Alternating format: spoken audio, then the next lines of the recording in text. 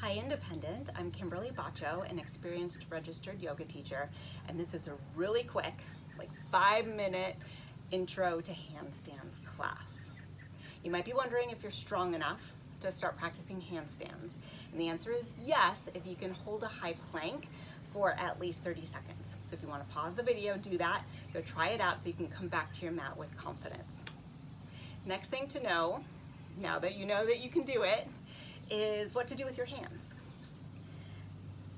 So when you are on your hands for handstand, press into all four corners of your hand and especially emphasize the space between your thumb and your forefinger. And grip with your fingertips. This will help give you balance, and it also gives you a nice dome shape in your palm, which can hold a lot of weight. When your arms are straight and you have the nice hand position, and you press into this space, then you'll get a natural inner spiral of your forearm. Then spiral your triceps away from you so you get a nice figure 8 shape with your arms. So anytime you're on your hands, practice that position to help reinforce how you should be for handstand. So anytime you're in downward facing dog, do that. Let's get started. We'll do this in a couple steps. First step is downward facing dog with your heels up the wall. Take all 10 toes to the floor, your heels up the wall.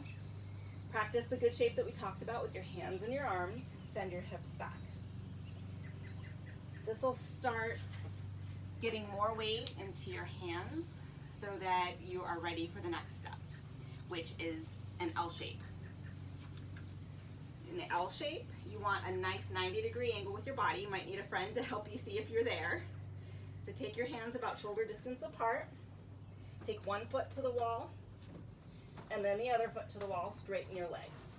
And your hands are closer to the wall than you think here. So that should actually be quite a bit of effort to hold that, which is excellent practice for handstand, which is next. Bring your hands about a foot from the wall. Separate your fingers wide, parallel your middle fingers, and do like we talked about. Press into all four corners of your hands, grip your fingertips. Then send your feet back for downward facing dog. If you try to jump up here, that's a really far jump. You would need a lot of power to do that. So make it easier for yourself and walk your feet closer to your wrists. From there, lift one leg high, get some spring in your standing leg, and jump up. So you might need a couple jumps to get there. You might get there the first time. Whichever is fine. From here, look forward. Bring your feet down a little bit. Stack your hips over your shoulders. Point one toe, lift it up. Grip into your fingertips. Maybe do the other leg.